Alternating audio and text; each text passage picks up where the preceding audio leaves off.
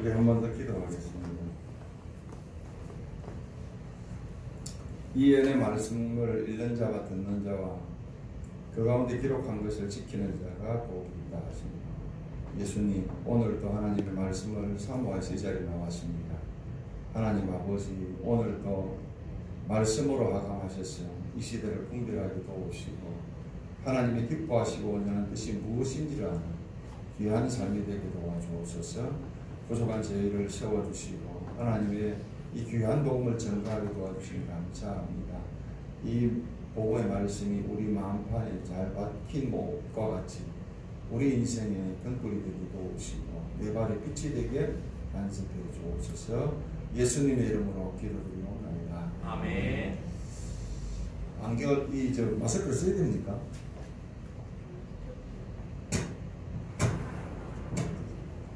말이 잘 안 나오니까 제가 이렇게 하고 있습니다. 아르헨티나에 대통령을 지낸 사람을 어떤 기자가 와서 물었습니다. 카카, 왜 저 북쪽에 있는 미국은 저래 잘 살고 남미인 이 아르헨티나 이렇게 못 삽니까? 그때 이 대통령이 하는 말입니다. 저 북쪽 미국을 도착했던 선조들은 신앙을 찾아왔었고 남쪽 이 남아메리카를 찾아온 선조들은 금을 찾으러 왔기 때문에 그렇습니다. 라고 이야기했습니다. 그렇습니다. 사람은 보는 만큼 알고 이해하고 또 보는 만큼 그 행동으로 옮기는 것입니다.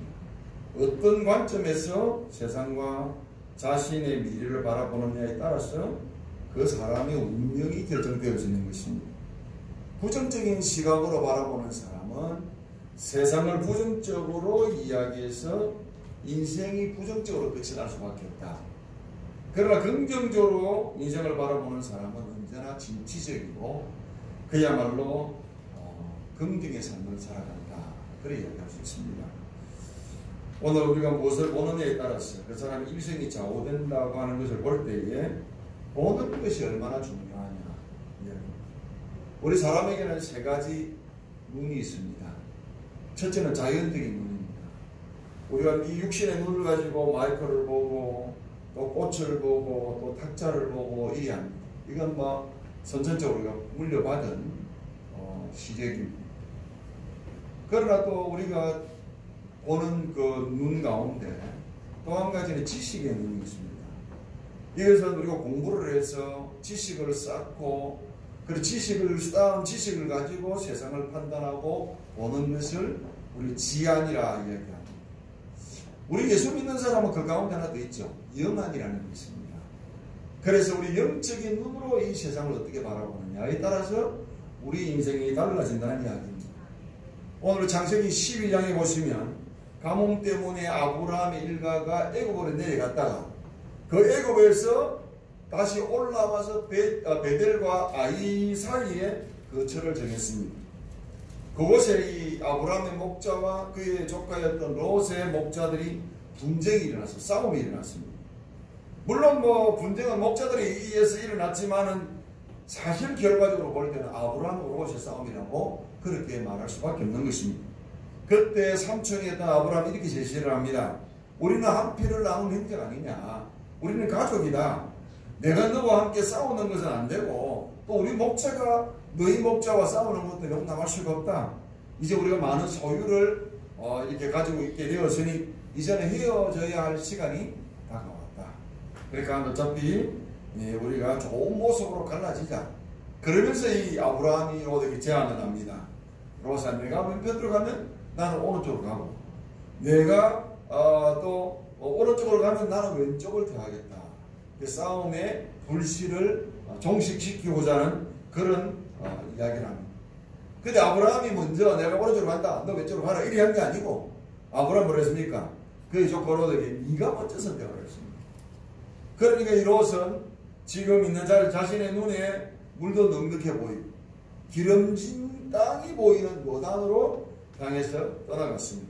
그리고 난 다음에 하나님이 아브라함에게 내가 너 있는 자리에서 동서남북을 바라보라. 그렇게 말씀하셨는데 오늘 설교 제목입니다. 너 있는 곳에서 눈을 들어 동서남북을 봐라. 그 이야기. 이 이야기 언제 하였습니까? 오늘 보면 14절 한번 보실까? 14절 같이 읽어보겠습니다. 우리 13장 14절 같이 크게 한번 합독을 하겠습니다. 시작. 롯이 아브라함을 떠난 후에 여호와께서 아브라함에게 이르시되 너는 눈을 들어 너 있는 곳에서 북쪽과 남쪽 그리고 동쪽과 서쪽을 바라보라. 그것입니다. 오늘 너 있는 곳에서 눈을 들어 북쪽과 동쪽과 서쪽과 남쪽을 바라보라 이야기했습니다. 그 이야기를 하기 전에 고전에 있었던 사건이 뭐냐? 오늘 보면 14절에 보니까 롯이 아브라함을 뭐한다고요? 떠난 후에 라고 이야기했습니다. 롯이 떠날 때를 기다렸다는 뜻이 갑자기 나타나셔서 하시는 말씀하시는 이유가 무엇이냐? 그렇다면 롯이 떠난 후와 떠나기 전과는 어떤 상관관계가 있는가? 사실 롯과 함께 있을 때는 아마 롯이 옆에 있다는 것만 해도 굉장히 든든했을 거예요. 아브라함에게. 왜? 지금 아브라함에게는 이삭도 없고 에서도 없는 또 자기의 자식들이 아직도 태어나지 아니하는 그런 순간입니다. 그러니까 뭐 아브라함에게는 나이도 많은데다가 그야말로 젊은 조카가 옆에 있다는 것은 든든한 버팀목이 되어준다 이 말입니다. 쉽게 말하면 든든한 버팀목이 되어주는 그 롯에게 오늘 하나님이 아브라함이 그렇게 이야기를 했습니다. 만약에 아브라함이 좀 더 생각해서 서로 의지하고 힘이 있을 때 아무리 어려운 일이 닥친다 할지라도 이미 잘 해결을 해왔고 앞으로도 잘 해결해 갈 것이다. 그런 마음이 들면 아브라함이 뭐라고 그랬습니까? 싸워도 그냥 우리 같이 있자. 내가 좀 더 양보할 테니 우리 더 많이 가지라. 이러면서 함께 동거하고 함께 생활할 수 있을 것입니다. 자, 그런데 오늘 아브라함에게 하나님이 주신 말씀은 내가 좌를 하면 내가 우를 하고 네가 우를 하면 내가 좌를 하겠다. 즉 한 사람이 양보하는 이 마음으로 함께 지내도 별로 문제가 안 되는데도 불구하고 오늘 이별을 하게 됩니다. 이게 하나님의 뜻이요 하나님의 섭리입니다. 롯이 떠난 후에 지금 아브라함이 홀로 남아있다. 그런 이야기입니다. 이 말의 의미는 아브라함에게는 더 이상 의지할 언덕이 없어졌다. 여러분, 자신이 어려움을 당할 때에 도움을 줄 만한 근거가 사라졌다는 이야기입니다. 그렇습니다. 하나님은 아브라함에게 철저하게 고독의 그 은혜를 베풀어 주신 것입니다. 외로움을 맛보게 하신 것입니다. 그 이유가 뭐냐? 홀로 가는 인생의 앞날에 어려움이 있을 때에 세상 어느 누구도 바라보지 말고 오직 하나님만 바라보라. 아멘. 여러분 2021년도 시작이 되었습니다. 우리에게는 어떤 일이 이 한 해 동안 있을지 모릅니다. 여러분 우리가 가는 길이 꽃길이고 정말 평탄한 길이면 얼마나 좋겠습니까? 인생 내 마음대로 못하는 겁니다. 오늘 그 어려운 인생을 살아가면서 누군가가 나에게 의지할 것이 버팀목이 되어준다면 그건 굉장한 행운입니다. 그렇잖아요. 여러분 우리가 어려움을 만났을 때 나를 도와줄 사람 한 사람 알고 있다는 거 굉장히 오늘 여기 이 아브라함에게는 그야말로 끈떨어진 갓처럼 세상에 홀로 버려진 인생이 되었다 이 말입니다. 세상적인 믿음은 사라지고 어떤 도움을 줄 만한 근거가 없어지고 그런 상황에 놓이게 만들었다. 이유는 하나님만 바라보게 만들었다. 그런 이야기입니다.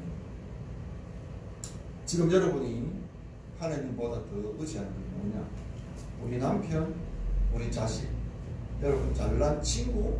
아닙니다. 오늘 하나님보다 물질을 의지하고 하나님보다 성공한 친구를 의지하고 하나님보다 명예를 중하게 여길 때에 하나님 그것까지도 끊으시는 겁니다. 왜? 하나님은 질투하시는 하나님이시다. 그 하나님이 오늘 시편 기자에게 이렇게 이야기하도록 했습니다. 시편 115편 11절에 여호와를 경외하는 너희는 여호와를 의지하라. 그는 너희 도움이시요 너희 방패시로다 라고 이야기했습니다. 그렇습니다. 오직 하나님만이 나의 안전이요 하나님만이 나의 위로요 하나님만이 나의 기쁨이요 하나님이 나의 소망이 된다는 사실을 기억해야 합니다. 여러분 저를 보면 부잣집 도련같이 보이시죠? 이번에 제가 거제도 저보다 뭐 한 2년, 14년 후배를 만났는데 나는 잘 몰라요. 근데 그 후배는 나를 알아. 그래서 같이 밥 먹으면서 나를 처음 본 후배들이란 말이야. 목사님은 집안이 넉넉해 하셨나 봐요. 왜 그렇게 보는가 이렇게 물었어요. 목사님 털도 있고 옷 딱 입었는데 완전히 폼 나네요. 목사님 고생을 하나도 안 해본 것 같이 그래 보이네요. 이리 이야기하고. 야, 내 고생한 거 이야기하면 소설로 몇 번을 써도 모자라. 저는 대구가 고향입니다. 제가 중학교 들어갈 때는 시험을 쳐서 들어갔습니다. 아버지가 사업을 망하고 야간 도주를 하는 그런 상황이 일어났습니다. 저는 대구에 남았어요. 시험 쳐가지고 개성중학교 야간, 중앙중학교 야간 들어가서라 너는 공부하겠다. 이유는 내 실력이면 장학교로 들어가니까 학교 안 돼도 괜찮아 나 여기 가겠다고. 안 된대요. 그래서 부산으로 이사를 많이 갔습니다. 부산서 중학교도 못 나왔습니다. 14살 먹은 꼬맹이가 세시 시럽이라고 여러분 그릇 아무 맞추시고 모를 거예요. 스테인리스로 만든 그 공장 가서 일을 했습니다. 그러면서 제가 이사간 부산에 저희 이모가 부자였어요. 그 부자 이모의 건물에 교회가 세들어갔습니다. 근데 대구에서도 약간 뭐 교회를 그래도 뭐 성탄절이고 좀 절기만 되면 나갔는데 부산 와서 너무 외로우니까 이제 교회를 그때 이모 집 2층에 세들어있는 교회를 나간 교회가 제 모교회입니다. 동네교회로. 지금도 부산 가면 동네교회 있습니다.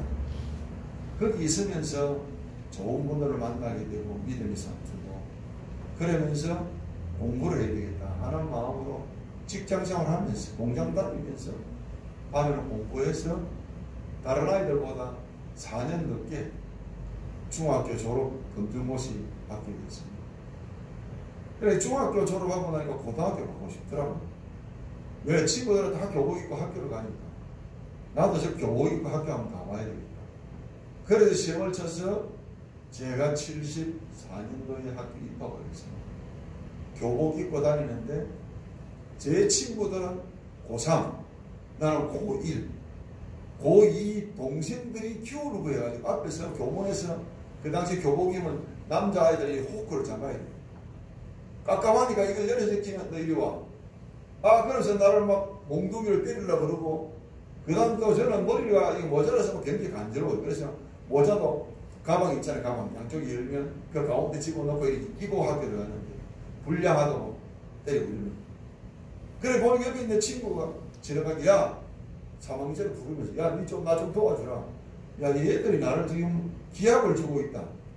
그러면서 내가 이야기했더니 야 살살하라 내 친구다 야 그러면서 2학년한테 그런 이야기를 그러면서 어렵게 학교를 다녔다가 제가 다시 생각하게 됩니다. 제가 고3이 되면 군대를 갈 나이가 고등학교 1학년 때 중등지 나왔습니다. 그러니까 도저히 내 마음이 급하고 그래도 학교 들어가면 선생님은 뭐 진도가 이게 내가 공부하는 진도에 반도 못 따라오는 이러다가 안 되겠다 싶어서 호송세월 하겠다. 그래서 제가 4개월 만에 학교를 자퇴를 하고 다시 공부를 했습니다. 공부를 하면서 그 6년, 7년, 8년의 세월을 보내면서 정말 외롭고 힘들었습니다. 그리고 이미 집을 나와서 나 혼자 자취를 하면서 내가 돈을 벌어서 공부하는 그런 상황입니다. 왜 나한테? 왜 나만 이런 고난을 받고? 왜 나만 이런 어려움을 당하느냐? 내 친구들 다 부모 잘 만나서 부모의 후원에 의해서 학교도 다니고 그 부모에 의해서 공부도 하고 또 좋은 집에 자고 이러는데 나만 왜 독서실에 있어? 왜 라면만 끓여 먹고 사냐? 제가 한탄을 했습니다. 제가 원래 고등학교 때부터 안경을 꼈는데 나중에 보니까 군대 가서 너무 잘 먹고 규칙적인 생활하니까 나중에 눈이 많이 들어왔어요. 그래서 군의관한테 물어봤더니 그 영양실조로 인해서 안경을 쓰는 사람들 많다고 그 당시만 해도. 그래서 자네는 군대 주는 밥 잘 먹고 운동하고 이러니까 돌아왔나 보다. 이 얘기야. 제가 이제 자라고 나중에 이제 내가 하나님의 그 뜻을 깨닫는 게 뭐냐. 만약에 내가 우리 아버지 잘 만나고 우리 엄마 잘 만나서 공부 잘하고 내가 똑똑하고 그랬으면 내가 예수 믿었겠나? 내가 생각하니까 나는 예수 안 믿었어요. 그 하나님이 외롭게 하고 힘들게 하는 가운데 주님을 만날 수 있도록 주셨다. 저는 그렇게 생각하고 너무 감사합니다. 오히려 고난이 나에게는 축복이었다.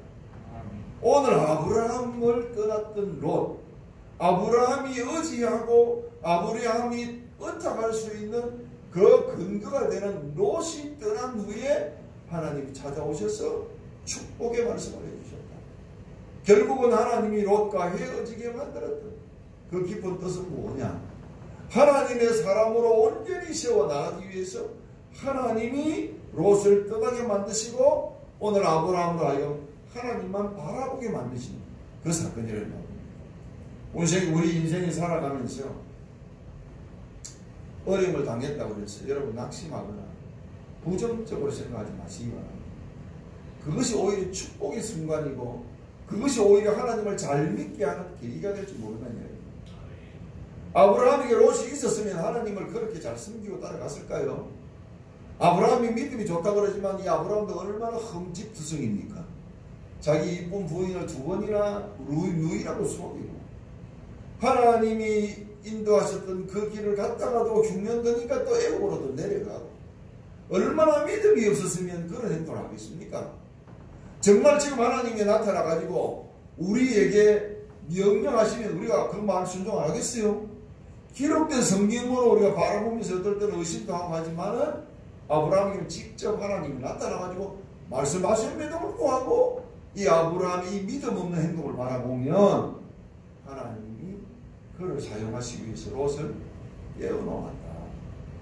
우리 인생에 있어서 믿을 만한 것 떼어놓았을 때 오히려 우리의 믿음은 더 강건해지고 더 굳건해진다는 이야기입니다. 여러분 우리 사도행전 3장에 보시면 베드로와 요한이 하나님의 성전에 올라갈 때에 안전뱅이 국어라는 안전뱅이 주었던 그 국어의 품이 뭐였어요?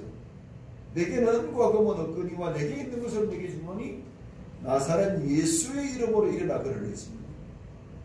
믿는 구석이 있는 그런 사람 같으면 그런 얘기 안 나옵니다.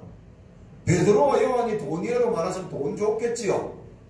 베드로와 요한이 여러분 아는 인맥으로 좋은 의사 만났으면 그 안전뱅이에게 뭐 줬겠어요? 야 내가 추천서서 줄 테니까 너 어느 병원에 어느 의사를 만나면 고쳐줄 거다 이 얘기죠.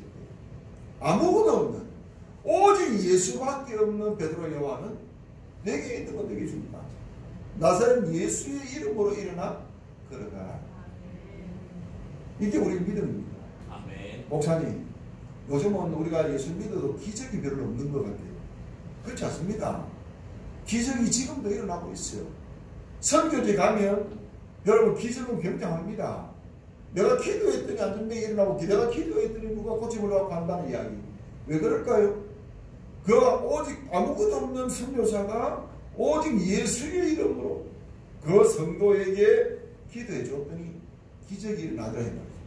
그런데 여러분 잘 살고 환경이 좋은 이 땅에 살아가는 저와 여러분은 예수님이 활동을 하시기 전에 하나님이 역사하기 전에 내가 해버립니다. 그러니까 기적이 안 일어나죠. 우리 경상도 말로 광대 뚝대기 힘있고 외줄 탄다는 말이 있습니다. 잊어버렸죠, 그죠? 경상도 사람도 알았더래요. 옛날에 광대들이 여기다 기둥 세우고 여기다 기둥 세우고 줄을 묶어놓고 그 외줄을 지나갑니다. 떨어지면 죽는 거예요. 그런데 이 광대가 담대하게 이 외줄을 타고 왔다 갔다 합니다. 왜 그런 줄 아세요? 밑에다가 볏짚을 꽉 사놨어요. 떨어져도 안 죽는다. 그러니까 믿는 구석이 있으니까 담대하게 나가는 거예요. 예수 믿는 사람은요, 돈, 권력, 명예, 친구, 이게 중요한 게 아니고 내가 얼마만큼 예수를 잘 믿느냐. 오직 예수만이 나의 인생의 여러분 덕분이요 소망이요. 여러분 이 예수만이 나의 전부라고 생각한다면 우리 주님이 여러분의 모든 삶을 해결해 줍니다. 아브라함에게 롯이 그를 믿는 구석이 되니까 그거 끊고 너 내 바라보라. 여러분 이스라엘 백성들이 출애굽을 하고 광야 생활할 때에 여러분 잘 보시기 바랍니다. 이상해요. 예를 들면 아이성이나 여리고성이나 정복을 하고 나면 거기 탈취물을 태우기도 하지만 다 가져가라고. 너희들이 다 가져가라. 전리품을 다 챙기는 말이에요. 그런데 그 중에 나에게 가져오라는 게 있습니다. 그게 뭐냐? 금은 보갑니다.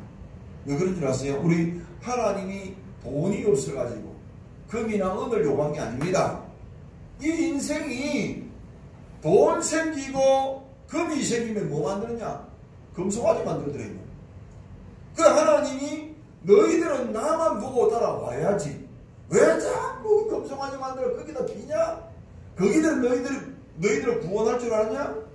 그거 없애라고 우리 주님이 자꾸만 그런 거는 하나님의 성전에 가져오라는 거예요.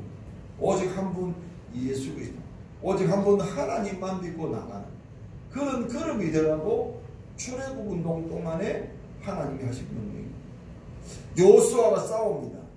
여러분 여호수아가 가나안 정복을 하면서 싸우는데 아이성을 치러 갔습니다. 그 조그만 성 아이성에서 한번 패전하고 두 번째 치러 갔을 때에 아이성의 그 구인들을 이 백성들을 보내놓고 이 여호수아가 뭐 했습니까? 여호수아는 산에 올라가서 단창을 들고 가르쳤습니다. 어디? 아이성을 가르쳤어요. 왠 줄 아세요? 여러분 이 전쟁은 너에게 속한 것이 아니고 내게 속한 것이다. 너는 나만 믿고 따라오라 이거죠. 그렇게 여호수아가 손을 들고 단창을 들고 이렇게 하는 거는 나는 주님 앞에 항복합니다. 오직 주님만이 우리의 무기요, 우리의 전술이요, 우리의 싸움입니다. 주님이 싸워주십니다. 바로 그거를 상징적으로 표현한 것입니다. 그렇습니다. 오늘 롯이 아브라함을 떠나갔다. 인간의 편에 바라볼 때는 참 실망할 수밖에 없고 참 낙심할 수밖에 없는 상황입니다만은 하나님 편에 볼 때는 그 순간이야말로 축복의 시간이다. 이제부터 내가 너를 제가 새끼를 품고 날아가듯이 내가 그렇게 가겠다. 오늘 저와 여러분에게도 2021년도에도 여러분의 인생 가운데 혹시라도 어려움을 당한다. 이제는 하나님 역사할 때구나. 혹시라도 믿는 친구가 배신을 했다. 아이고 그 친구 믿었더니 하나님이 질투하셔서 내 친구 끊어내고 영원한 나의 친구 대신 예수님이 오시는 시간인가 보다. 그렇게 믿고 감사할 수 있는 그런 한 해가 되시기를 주의 이름으로 축원을 합니다. 어디에서 이 말했어요? 오늘 14절에 보면 롯이 아브라함을 떠난 후 여호와께서 아브라함에게 이르시되 너는 눈을 들어 너 있는 곳에서 여러분 북쪽과 남쪽과 그리고 동쪽과 서쪽을 바라보라 그러십니다. 오늘 너 있는 곳 어디입니까? 아브라함이 서 있는 곳이 어디입니까? 생각해 보세요. 롯이 좋은 땅 차지해버렸습니다.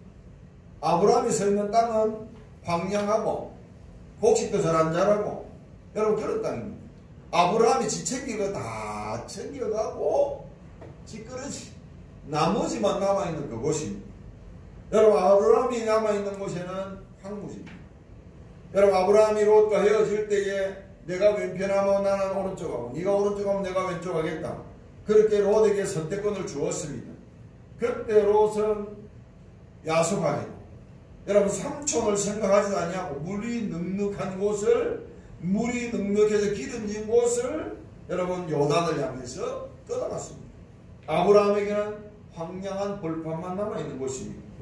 분명히 아브라함은 많이 섭섭했을 거예요. 안 그렇겠습니까? 저러고 자식 말이에요. 지는 젊어가지고 얼마든지 일할 수 있는데 이 나이든 삼촌을 이렇게 팽개치고 그냥 갈 수 있어? 막 그렇게 아마 섭섭한 마음 아마 아브라함이 그렇게 기대를 했을 거예요. 그런데 롯은 더 좋은 것, 더 풍성한 챙겨가지고 갚버렸습니다. 이제 이 아브라함에게는 미래에 대해서, 미래의 삶에 대해서 시선을 둘 곳 없는 곳에 서 있는 것입니다. 본문에 보면 그런 생각이 역력합니다. 하나님의 명령을 따라 나아가다가 좋은 것은 다 양보해버리고 메마르고 황량한 땅만 바라보면서 용기 잃고 여러분 힘이 빠진 그런 자리에 지금 있습니다. 젊었다면 까짓거 다시 한번 팔 걷어붙이고 하면 되지 라고 이야기할 수 있습니다. 아브라함 노인입니다. 나이 많습니다. 지쳐 있습니다. 바로 그런 곳에 우리 하나님 찾아오셨습니다. 어디에도 시선 둘 것 없고 주저앉을 수밖에 없는 그런 장소입니다. 오늘 그러나 그곳에서 보이는 곳을 내 마음대로 한번 따져보라. 동쪽, 서쪽, 남쪽, 북쪽 다 한번 따져보라. 그렇습니다. 낙심하여서 눈길을 떨어뜨리고 주저앉아있는 그곳이 바로 하나님이 허락하신 함께하는 장소라는 사실을 이야기하고 있는 것입니다. 저와 여러분의 자리가 어디입니까? 여러분 좋은 거 다 빼앗겨버리고 실망만 남아있는 그런 자리가 아닙니까? 내가 봐도 도저히 만족할 수 없는 곳 아닙니까? 힘을 잃고 견디다 못해 쓰러진 곳이 아닙니까? 어려운 일을 당하여서 믿음이 떨어진 자리가 아닙니까? 작년 한 해 동안 코로나 때문에 얼마나 힘들었습니까? 개인적으로도 교회적으로 많이 힘들었습니다. 제가 초창기에 왔을 때 봤던 우리 성도님들 가운데는 안 보는 분들이 많습니다. 떠나간 분도 있고 코로나 때문에 교회도 안 나오는 분도 있고. 그러니까 여러분 같이 예배 드릴 때는 참 좋았는데 그런 사람이 안 나오면 얼마나 낙심이 되고 힘이 빠집니까? 그래서 우리가 일이 어려워서 어떡하지? 여러분 그런 장소가 우리 하나님이 허락하신 장소입니다. 저도 살아오면서 그런 시간들이 많았습니다. 저 64살 동안 살아오면서 제일 편한 데는 군대 생활할 때입니다. 밥 주지요, 옷 주지요, 잠잘 곳 주지요. 세상에 편한 데가 없습니다. 결혼하고 나니까 집사람 먹여 살려야죠. 자식도 둘이 나고 나니까 아이들 교육비 진짜 머리 아프더라고요. 지금도 우리 한국 부모님들은 자식이 죽을 때까지 F부터 서비스 하잖아요. 에이스 하잖아요. 시집 가면 끝날 줄 알았는데 시집을 가도 자식들이 와가지고 엄마 우리 아이 좀 봐줘. 등골이 휘어지도록 자식을 위해서 합니다. 저도 혼자 살면서 힘들고 어려운 상황 속에 있어요. 그런데 여러분 지나고 보니까 그런 시간이 축복의 시간이에요. 정말 감사할 시간이에요. 저는 여러분 앞에 감히 말할 수 있는 거죠. 여러분의 황무지, 저희의 황무지. 하나님이 축복을 베풀어 주기 위해서 허락하신 곳이다. 나를 구름텅이로 빠지도록, 나를 저 죽음의 나락으로 떨어뜨리기 위해서 주신 것이 아니라 이 말입니다. 오늘 그 자리에서 바라보라고 했습니다. 멀리 떠나 좀 더 새로운 자리에서 바라보라는 이야기가 아닙니다. 오늘 우리 있는 자리에서 우리는 바라볼 수 있습니다. 새로운 희망을 가질 수 있는 이야기입니다. 이제 그런 얘기 합니다. 아유, 이제 나라로 다 떨어졌는데, 이제는 올라갈 일만 남았네? 그런 얘기 하잖아요. 그치? 제가 이제, 거제도로 갔는데, 지난주 가서 후배가 하는, 목회하는 현장에 가봤습니다. 그 교회는 거의 한 8,000명이 모이는 교회인데 워낙 숫자가 많다 보니까 이 목사 신방을 한 번도 못 갔어요. 그러니까 요즘은 이제 밥 먹고 나니까 할 일이 없으니까 기도하고 성경보고 끝나면 이제 이 사업 신방을 하고 있습니다. 가보니까 식당에 하루 종일 기다리는 2테이블, 3테이블. 어떤 가게를 하루 종일 한 사람 들어가요. 그런 이야기 들으니까 자기가 너무 가슴이 아팠어요. 그래서 경남 도지사 만나가지고 이거 일하고 다 죽는다. 그러면서 이야기를 했는데, 그래도 웃기는 거는 그런 시간에도 더 열심히 더 주님을 가까이 하는 거 보니까 이것도 하나님이 주신 축복이다. 그렇게 또 생각해요. 육신은 고달프고 힘들지만 하나님의 뜻이 무엇인지 알게 되고 하나님이 이 시간 더 가까이 할 수 있는 은혜의 시간이었다. 하는 간증을 들었습니다.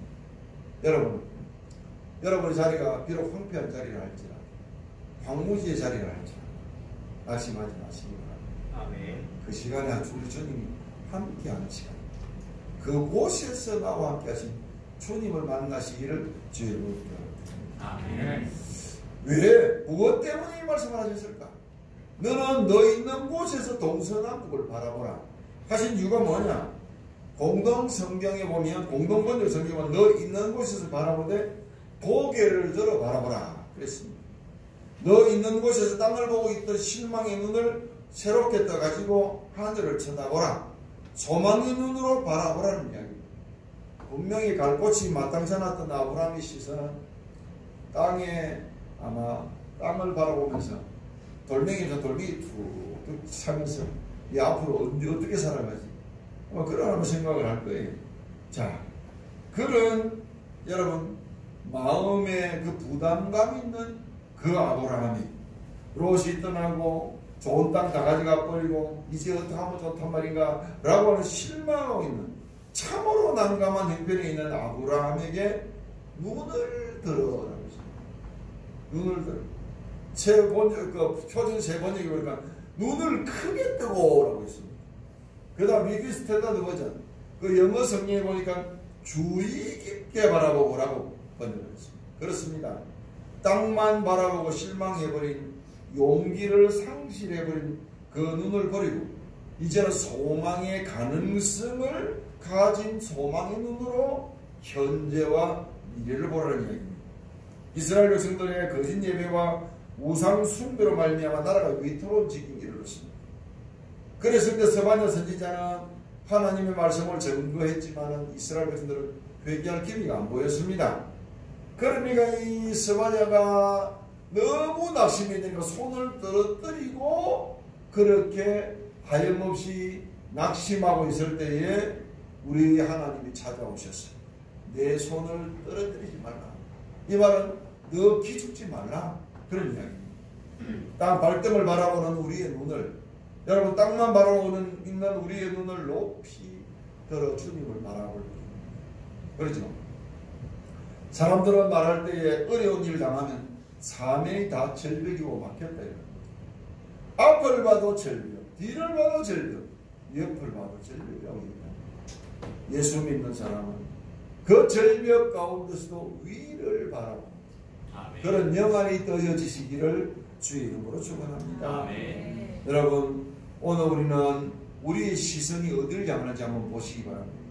제가 설교 서두에 이 아르헨티나 대통령이 우리 조상은 황금을 찾아왔으니까 지금 이렇게 어렵게 살고 저 북쪽 미국이나 카나다는 신앙을 찾아왔으니까 하나님이 복을 주지 않겠느냐라고 이야기했습니다.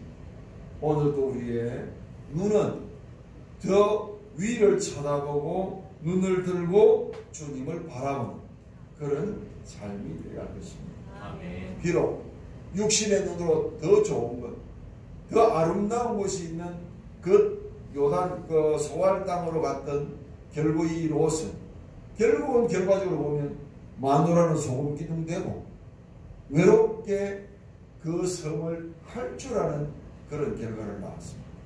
그렇지만 이 아브라함은 더 큰 하나님의 축복을 받고 그렇게 나왔던 사실을 우리가 결과적으로 볼 수 있는 것입니다. 자, 오늘 하나님이 왜 이 말씀을 하셨을까? 동서남북을 바라보라. 동서남북을 바라보라, 이 말은 세상을 넓게 바라보라는 이야기입니다. 우리가 갇혀 있는 이 좁은 구석에서 도무지 나아갈 길이 없다고 막막한 상황에, 미래가 없다고 낙심하는 상황에 울고불고 절망할 것이 아니고 하나님이 어디에서 어떻게 역사하실 것인가를 생각하고 기도하고 기대하는 그런 삶을 살아보라 하는 마음으로 동서남북을 바라보라 했습니다. 그런데 이 말했어요. 17절에 보니까 너는 일어나 그 땅을 종과 횡으로 다녀보라 그랬습니다. 동에서 일어날지 서에서 일어날지 남쪽에서 일어날지 북쪽에서 일어날지 아무도 모르는 일입니다. 오늘 자신이 볼 때 남쪽은 틀렸어요. 그래서 우리가 북쪽이 개발되니까 북쪽으로 가면 돈을 벌 수 있지 라고 생각해서 그렇게 움직이지 말아야 합니다. 오늘 더 먼 미래를 바라보는 그런 믿음의 눈으로 내 미래를 바라보라. 내 비전이 어떻게 이루어질 것인가 한번 생각해 보시기 바랍니다. 오늘 하나님은 이 세부천교회에 하나님 큰 비전을 주었습니다.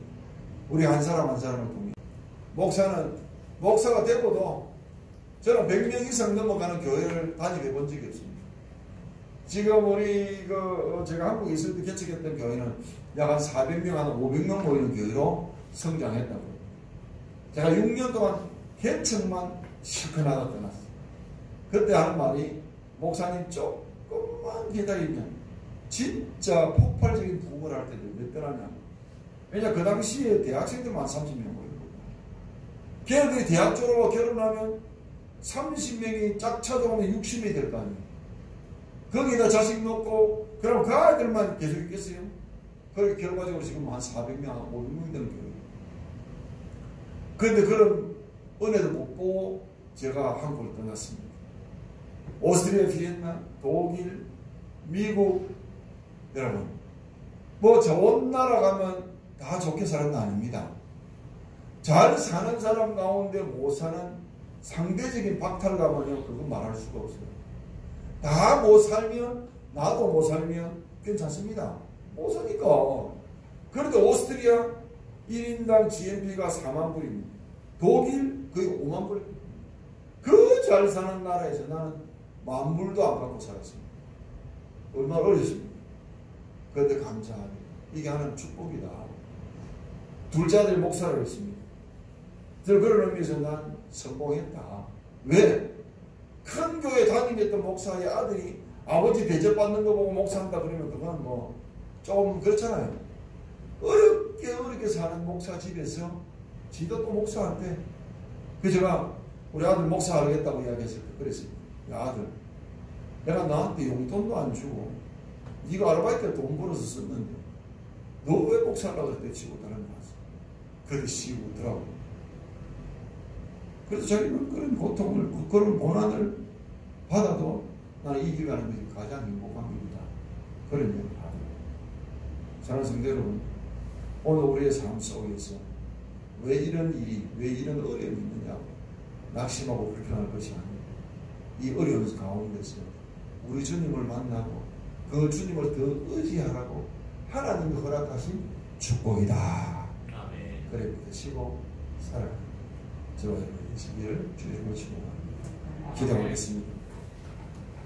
고마우신 아버지 하나님 은혜를 감사합니다.